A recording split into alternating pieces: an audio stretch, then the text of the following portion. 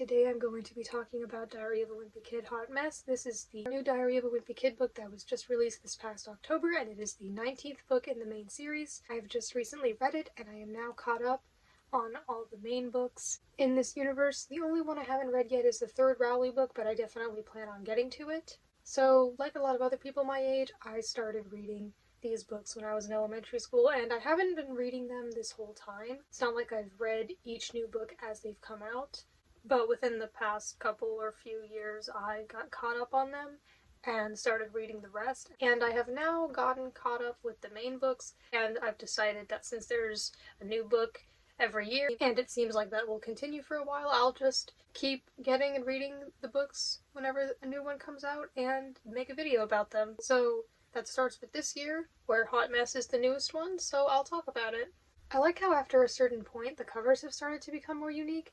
This one is pretty nice looking, I think. Recently, I've read the last few, so in the past week or so, I've read The Deep End, Big Shot, Diaper Overload, and No Brainer, and some of those I liked more than others. Overall, I enjoyed all of them, but I definitely really liked Big Shot and Diaper Overload, so I really enjoyed those, and then eventually I got caught up to this one. I still enjoy these books. I think they're fun and nostalgic and funny, and I think they've still got that specific smell to them.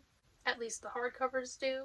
You may know what I'm talking about. So this book is about Greg and his family going on a vacation at a beach house. Now there have been books that focused on vacations before, like Dog Days was about that. That was kind of just during summer vacation and not so much a trip, if I recall correctly, but The Long Haul was about that, The Getaway was about that, The Deep End was about that.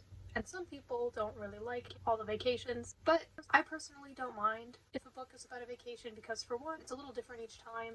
They travel in a different way, and in this one there is Greg's extended family, which I'll get more into later, not just his immediate family. Also, they don't always travel to the same place, so the different settings can be interesting instead of the same settings that we're familiar with, like their house and school and neighborhood and all those things. So I don't really mind the vacations, but anyway, this one is about Greg going on a vacation at a beach house with his immediate family, you know, his parents and two brothers, and also a lot of his mom's side of the family. There's his 3 aunts, one of the aunts has a dog, one of the aunts has 2 sons, one of the aunts has her boyfriend come along. So in total there are 12 people on this vacation, plus the dog, which is definitely way too many, and you can imagine that it causes a lot of chaos and drama, and there is definitely drama in this book, and I actually found that quite entertaining, because not only are the mom and her sisters always arguing, but also there are like some family secrets and some things like, why does the mom seem to have beef with one of her sisters? There's like a particular thing going on there, and that was interesting because there was a bit of mystery there, like what's going on there. They go there because the mom and her sisters went to that same beach house, the exact same one, not just the same location, but the same house, when they were younger, and she thinks it would be fun to go again, and she's always wanting to spend time as a family. But as you can imagine, it doesn't always go so well. So this one is definitely different than the other vacation books in that they travel by boat, and also because it's in a beach house setting. I personally enjoyed the setting, and most of the book takes place during this vacation, and it was also different because there were a bunch more people and you got to learn more about Greg's family and all their problems and stuff, and I thought the setting was almost kind of cozy. I mean, it was definitely chaotic and I wouldn't want to be there myself, but it was just familiar at some point how they were mostly just in this beach house and on vacation, and it became familiar while reading it. I know a lot of people think that the older Diary of a Wimpy Kid books, like the first few, mostly the first 6, are like the best ones and that they're better, and I've watched a lot of videos about them and I've heard some people's critiques of the newer books. Personally, I'm not really sure if I actually think that the older books are better.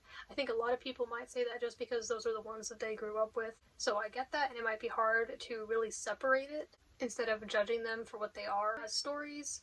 And I may have some trouble with that too, since I also have read them since I was like 7. But maybe I'll make a video about that in the future. Probably not anytime soon, but it is a possible idea where I might talk about if the newer books are really any better or worse than the older ones. Regardless, I think that the new ones are still pretty enjoyable. I don't know if I'd say the series has gone downhill at all. There is the fact that many people have brought up that there are some characters from the first books, and I think that we particularly remember them because they had such big roles in the movies, where they just have not appeared in the books in a while, like Patty, Sherrod, Fregley, Holly, characters like those. Instead, we do have quite a bit of characters, but when it comes to like the ones at the school, for example, they're characters that just aren't as beloved. Could be because they were in the movies, like Albert, Sandy, Ruby, Bird, and they're okay, but they're kind of just mentioned. Greg isn't really close with any of them, and so just not much happens with them. And I've also heard some people talk about how even Rowley, who is supposed to be like Greg's best friend, he hasn't really been in the books much in the last few. But overall, I think that the newer books are still pretty good. At least I know that I enjoy them.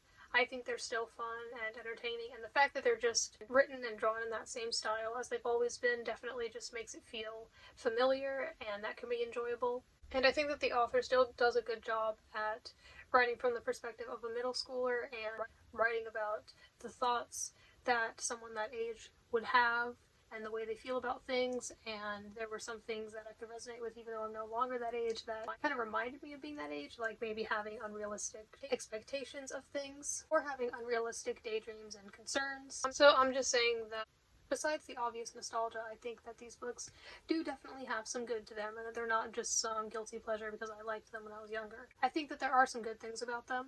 I definitely understand their appeal and how kids today would still like them. Each book definitely will touch on more modern relevant topics and issues. Nothing too serious, but like, for example, this one addresses those really hyper-realistic cakes, and I thought that was amusing. There were just a lot of little things I liked about this particular book, like some of the activities they did. Like, I liked them playing a board game, which was basically just the in-universe version of Monopoly.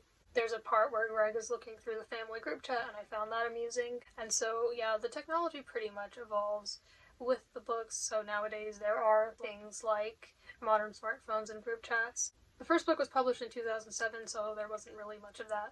It'll also go over social media, and there was something particularly interesting I found in this one. I mentioned that one of the aunts has a dog that she brings with her on vacation, and that dog is apparently famous, and Greg talks about that, and I found that amusing. And he goes on for a bit about his thoughts about social media influencers and how there's this one guy who has a bunch of followers and he just opens kitchen appliances. And I thought that that was funny because I feel like some of these things aren't even exaggerated. They just make sense because those things are actually realistic. These books are things happening, and then a lot of them are just Greg's thoughts on things, whether they're current issues or something going on in his family or whatever, but a lot of them are just ideas that he will go on about for a few pages, and I enjoy those.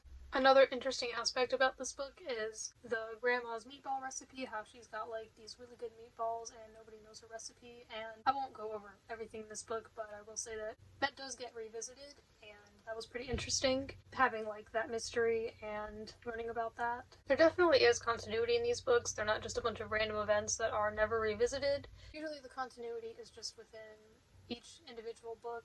Sometimes things will be referenced later on in other books, but it's mostly just within each book, and that definitely applies here. Certain things will be revisited, and that's really interesting. So it's not just like a collection of stories, it is all one big story throughout the book. I will now just randomly say some other topics that Greg goes over in this book.